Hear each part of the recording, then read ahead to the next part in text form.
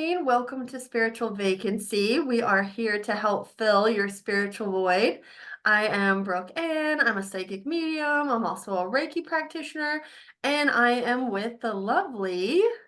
Hello there. I'm Mona Lee with Beautiful Mind, and I'm a somatic practitioner for mind, body, and spirit and energy healing, hypnotherapy. And yeah, I'm so excited about this new topic we're talking about today. Brooke Ann, take it away. We're talking about spiritual awakening today and how we became our spiritual, how we got our spiritual awakening. Can't talk this morning. And Mm. I want to share other people's perspectives too that I've learned along the way too, just talking with people and how it became to them. So, Mona, do you want to share how you kind of came into your spiritual awakening or how did it happen? What was Sure. your experience like? You know what, it just depends on the different phases and stages of life, is what I found. And my first awakening happened when I was 4 years old. And that's when I saw my spirit guide. And I saw my spirit guide as clearly as I see you on the screen.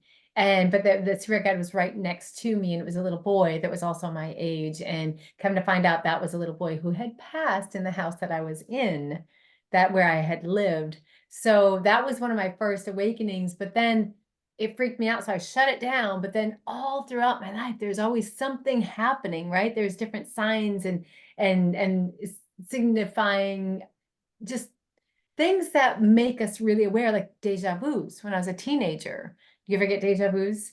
Oh, Where it's yes, like again definitely. and again and again and again, these deja vus happening over and over again. Just, I believe that those are our spirit guides, just reminding us that we are exactly where we need to be and exactly what we're meant to be experiencing. So it's quite amazing. There's so many different things that have come through different phases and stages of my life, but I feel like when we are more connected to source energy, or when we're more connected to our guides, right? It's just like there's so many things that can just happen continuously when we're tapping in.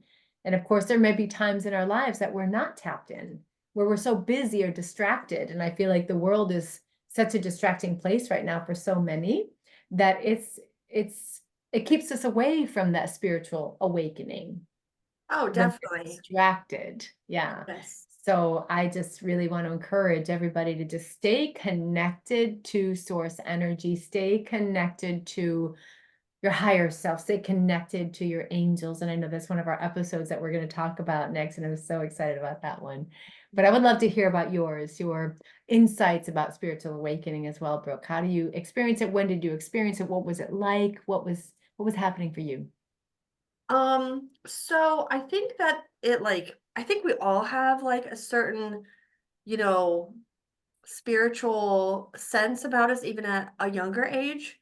And Mhm. then just like you said, the busyness, the life, the kids, the work, it can take some people longer Mhm. to really tap into their spiritual awakening or for that aha moment of, oh my gosh, what is happening to me? So for me, it started at a younger age as well, but I didn't really see things. I more felt or sensed or just knew certain things, but I still didn't understand what was happening to me, right? And I think we talked about that in another episode, but it was like when I quit smoking pot is when everything really started flooding in because I had tried to suppress it for so long. But I also worked a lot. I was a mom. There's things in our life that sort of suppress it where you're connected because I was always super into, I went to my first psychic when I was 15. And I remember driving by my town because I'm from California and it was like the generic, like had the palm reader out front, the big sign, but it was like this gorgeous house right on the main street in Santa Maria.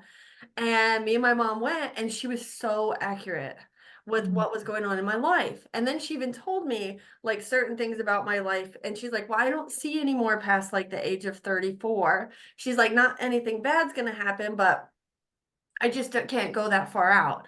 And everything she said was correct. She even told me I was going to live on the East Coast. And I'm Mm. like, there's no way. Like, I'm from the West Coast. That ain't happening. Oh, well, I've been on the East Coast for 24 years now. So Wow. she was so accurate. It was crazy when I Yes. go back and look at it. So I've always been connected where I've been like, so into like what are the psychics and the mediums doing, and I love Sylvia Brown. It was like just Mm, so fascinating to me. So I know I've always been connected, but nothing really major happened in my life for mhm, that spiritual awakening except when I quit doing certain things. Then it mm, really started flooding in, and I guess that was just me having to trust spirit that that was my time to start really diving into it. And some people I talk to, they don't even have their spiritual awakening until they're in their 60s because they're so mm, busy with life. It's like when they retire, mhm. then they can actually like honor what's happening to them because they actually have time to pay attention. And then Yes, some people have like are connected to spirit but don't really understand what's happening until something really significant happens to them, and that's when they lose yes. a loved one. Yes, Yes. yes. I And have run into that recently as well, as far as with some clients that I've been working with, and that their spiritual awakening is happening because their spouse had crossed over, but they're actually awakening in the way that they're connecting with their spouse through their dreams or through different significant things that are happening in their house, like electronics getting all yeah, wonky, and it's just so interesting. But yeah, do you feel that I feel like there's some soul agreements that may come together. And for example, a couple can be together for 30, 40 years. And all of a sudden, when that spouse does pass, that's when the other one is really awakening to yes. their gifts or really awakening to the new type of work that they are meant to be doing, whether it's a healer type of work or psychic mediumship or whatever it may be. Yep. Some people are not interested in what we do at all Mhm. until they lose someone very close to them because there's no Mhm. need for it. They might not even believe in it Mhm. until they lose someone. And then they want to know, is my loved one okay? How can I communicate? How can I connect? And then they start learning how to connect themselves. And then they start believing. And then they start trusting. And then that's where like the magic happens from spirit. Yes. And Yes. I had a guy, one of my clients, he lives in Kentucky, and he was like, Brooke, if you would have told me 2 years ago that I'd be sitting in front of you, he's like, I would have thought it was bullshit. He's like, because I don't believe in what you do. Mm, But until I lost my son, I believe. mhm. I Mm, never would have been trying to connect to anybody until he lost his son was like in his 30s mm, when he passed. And that was the beginning of his spiritual awakening. And that was him starting to believe and trust and get the signs and receive the signs from his son. And he had lost his wife, you know, I don't know, like 30 years prior. And he's mm. like, I never was interested after she passed. He's like, but my son is different. He's like, there's something about that connection. And that was his spiritual awakening. So I definitely believe like a lot of times when people lose someone, that's when you start paying attention. The Yeah. signs are already there for Yes. years. You're just Yes. busy. You don't have a reason. And some people are so set against it, like he was, Mhm. until that happened in his life. He would have Mhm. never, like, he was like, I would never be paying for something like this or Yeah. sitting here doing this. He's like, but now I love it. Yeah. And it's amazing what somebody else can validate. So Yes. that is so true when that comes to that. And that's even when I said, like, when people in their 60s or 70s, or people are like, oh, you can't do that. You're too old. No, you're not. It can happen at any age. Just because it Yeah. didn't happen when you were a child doesn't Right. mean anything. Doesn't mean that Right. it's you don't have it or it's not there. Heck yeah, Mhm. it's there. I believe, excuse me, in divine timing. It Yes. is divine timing for people's lives because it could be when they're 50 or 60 or 70 during those times. Excuse me, one moment. Help, help. No, but there's also signs, right? As you're mentioning signs. We have to learn how to edit. We're leaving But that in.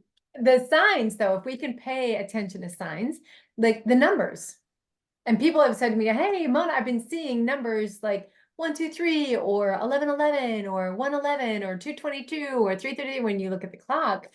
I see those signs also, like every hour on the hour, if I'm glancing very quickly at time, 44, the number 44, or even on license plates, 44. And I see that as double angels. And it's such a blessing when we can really just look at all the things around us. And that's a neat sign as It well is. for a And that spiritual actually with awakening. the angel numbers can almost start your spiritual awakening too when you start paying Yes, attention and you're yes. looking at it, because like 222 means like you're on the right path, right? You're right where you're Mhm, supposed to be. And then mhm, 444, usually means that you have a lot on your mind right now, that you're trying to decide on two paths.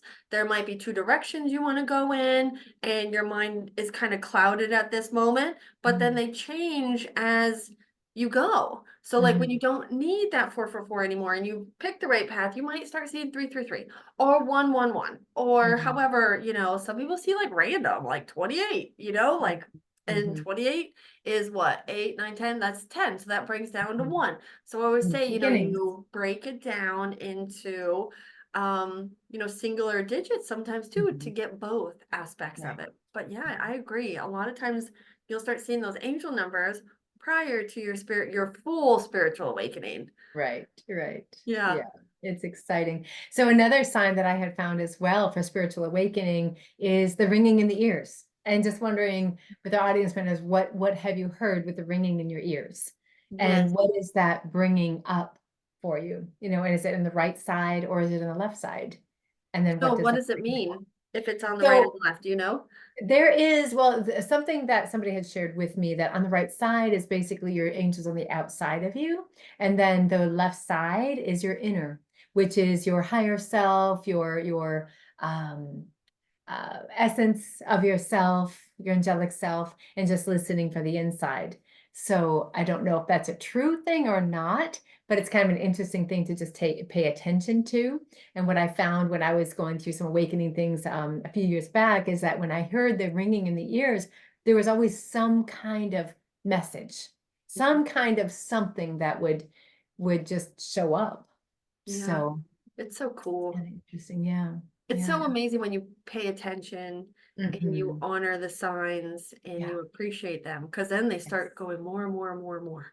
Exactly, They exactly. more and more and more, and you're like, Right? okay, we're good. You don't have to show me that many Yeah, yeah. It's like times. they're trying to get your attention. Yes, and like if Yeah. you smell your loved ones, if they Mm, smoke cigar or cigarettes or they mhm, had a certain perfume and mhm, you're like around them or you're not around them and they're past, they're departed, that's mhm, their sign to you. Because sometimes mhm, like I'll be home and I'll smell like campfire or something's on fire and I'll be going crazy through my house like, did I leave something on? Like what's happening? And I'm like, oh my God, it's just like a loved one. yeah. Driving me nuts thinking my house is on fire. It's not, but I Yeah. smell it so strong. It's as Oh, if they were right next to me, interesting. and it's so Interesting. cool. Yeah, it I is. love it. It So is. hopefully, like Okay. everybody listening on their spiritual awakening, there's no right or wrong, or Mhm, there's no age limit to when it will begin. It's just kind of like, and you don't have to have something significant happen to you. You just have to mhm, be ready for it. mhm, And like mhm. Mona said, divine timing, trust divine timing. And it Yeah. might take years for you to fully understand it because it definitely doesn't happen overnight. It is a slow process. Mhm. Of understanding everything that we're getting from Yes, spirit and from our higher self and our guides and our loved ones and all of the above. But it's a beautiful thing when you do pay attention to it. it is. And there's so many different stories on how we do connect and do get to our spiritual awakening and do wake up. So know that if you're listening, even if yours is not like Mona or mine, it's okay.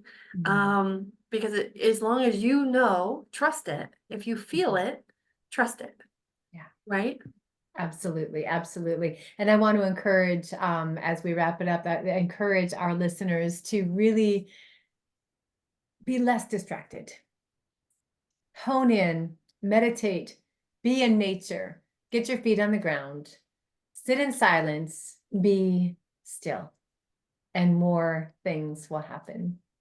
Yeah. I love that. Thank you. That was great. And Mm. I hope everybody's listening to Mona because she is correct. Oh, You are. that That was seems to be perfect. the case. That was Okay. perfect. Well, we would thank you Awesome. guys for listening in today and Yeah. let us know about your spiritual awakening. And Yes. has it started? Are you in the middle of it? Or are you not sure? Let us know in the comments and we will answer you. We hope you all have a beautiful day and namaste. Namaste. Namaste.